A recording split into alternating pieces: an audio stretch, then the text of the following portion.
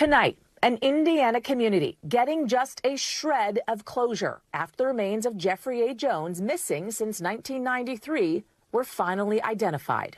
Those remains found on the estate called Fox Hollow Farm of now deceased suspected serial killer Herbert Baumeister. Authorities believe he frequented gay bars to lure men to his home, later killing, dismembering, and burying them. They allege he murdered more than 25 people in the 1980s and 90s. These remains are 30 years old.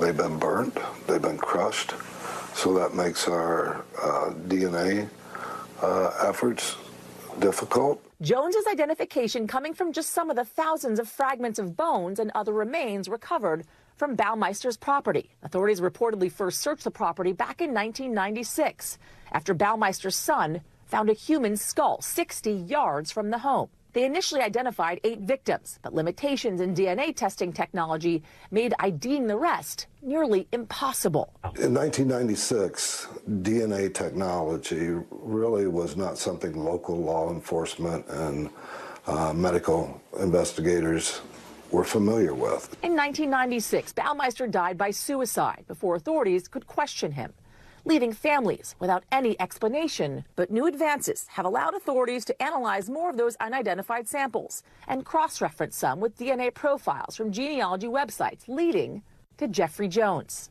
Jones is just the latest to be ID'd in recent years. The family of missing man Alan Livingston also never giving up the search. I know he's there. I know he's there. I know that man got him. I just know it. I feel it.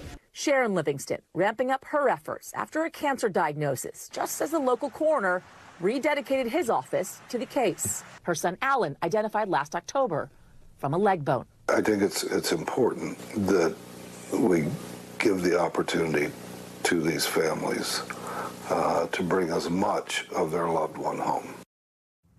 Yasmin Vasugian joins us now. Yasmin, what are authorities doing to identify additional victims?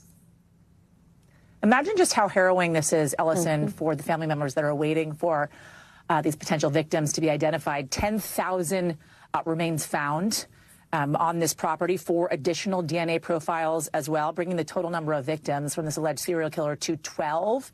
Investigators, though, Ellison, they are committed. They're going to be sending these remaining remains to the FBI for further investigation and hopeful identity. Yasmin Vasugian.